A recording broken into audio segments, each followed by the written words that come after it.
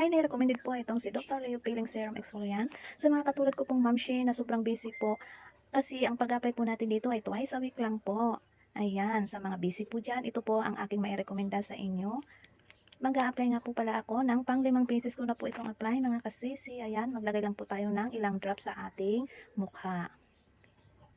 Gaya po ng dati, ibababad lang po natin ng 2 minutes. Pwede po ibabad ng hanggang 5 minutes po, depende po sa inyo. Ayan, i-apply lang po natin sa ating mukha at konting massage lang po hanggang sa mag-absorb sa ating skin. Take note lang po mga kasisi ko, ang pag-apply po nito ay twice a week lang po, hindi po pwede araw-araw at saka hindi po pwede ibabad ng matagal, baka po may irritate yung ating skin. So, 1 to 5 minutes lang po ang pagbababad, din banlaw na po.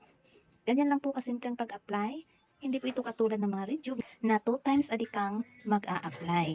So, ganun lang po itong kasimpleng gawin si Dr. Leo. Ayan, nagbabanlaw na nga po pala ako mga kasisi. Wait po natin ang resulta kasi ano na po ito, 5 beses ko na po itong pag-a-apply. Wait natin. Ayan, oh, di ba ang ganda? May kunting pagbabago na po. Ayan, nagka-glass skin na po talaga siya mga kasisi ko. Ayan. O di ba ang ganda ng resulta? Kaya sa mga gusto pong mag-try, andyan po sa ibaba, ilalagay ko na lang po sa ating yellow basket mga kasisi ko. At saka recommended din po ito mga kasisi ko dun sa mga tamad. O di ba? Kasi nga po, twice a week lang po itong i-apply sa ating skin. Tapos biglang magic, naging glass skin na siya. O eh, saan ka pa? O di dito na kay Dr. Leo.